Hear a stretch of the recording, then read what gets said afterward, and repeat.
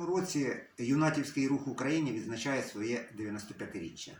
Всі ми бачимо і знаємо про важливість екологічного руху, збереження наших природних ресурсів і ті проблеми, які виникли на протязі багатьох років діяльності людства.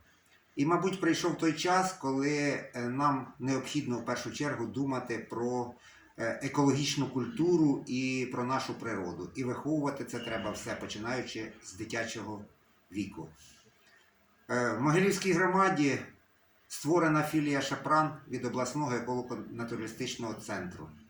І ми дуже задоволені тим, що наші діти зараз працюють в гуртках, вчаться на практиці, як зберегти і примножити природні багатства.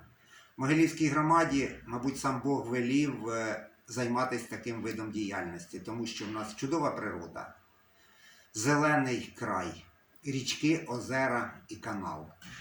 Тобто наші діти повинні відчути всю важливість того, що ми повинні зберегти нашу природу і неповторність Могилівського, Царичанського, Приорільського краю.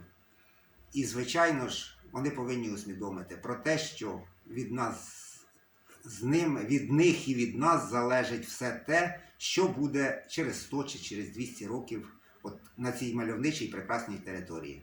Тому я вітаю юнатів з такою річницею, і хочу їм побажати, щоб в їхній роботі було побільше радісних моментів, щоб вони відчували результат цієї роботи і щоб діти дійсно відчували свою важливість і любов до природи.